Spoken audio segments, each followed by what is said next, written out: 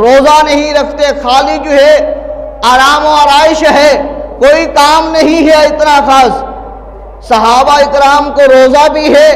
انہوں نے روزہ بھی نہیں چھوڑا، پر جنگ میں بھی جو ہے وہ ساتھ کھڑے ہیں۔ اور نماز کا وقت ہوتا ہے، ایک جماعت نماز پڑھتی ہے، دوسری جماعت کفار کے ساتھ لڑتی ہے، وہ آتی ہے اپنی رکعت دوسری مکمل کرتی ہے، پہلے والی چلی جاتی ہے، وہ کفار کے ساتھ لڑتی ہے۔ آج ہمارے پاس سب کچھ ہونے کے باوجود مسجدوں میں اللہ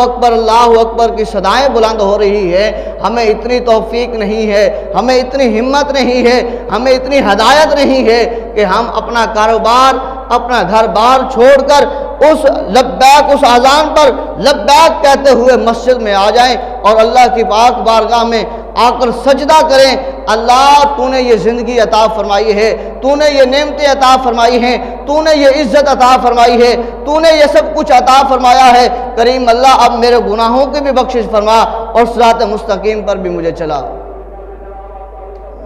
آئے ہے صحابہ اکرام نے کیا کیا اور ہم کیا کر رہے ہیں؟ آج ہم جو ہے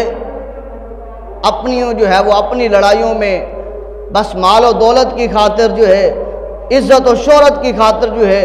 ایک دوسرے کے ساتھ لڑ رہے ہیں، اور ہم یہی چاہتے ہیں کہ ہمارے پاس مال آ جائے، دولت آ جائے، کسی طرح آ جائے،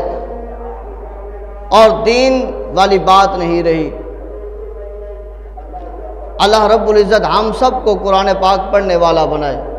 قرآن پاک سننے والا بنائے، اور صحابہ اکرام کے نقش قدم پر چلنے والا بنائے۔ کس قدر انہوں نے جو ہے وہ سب کچھ چھوڑ کر صحابہ اکرام نے آقا کریم صلی اللہ علیہ وسلم کی معیت میں جو ہے 17 رمضان المبارک کو روزہ رکھ کر جو ہے وہ جہاد کیا۔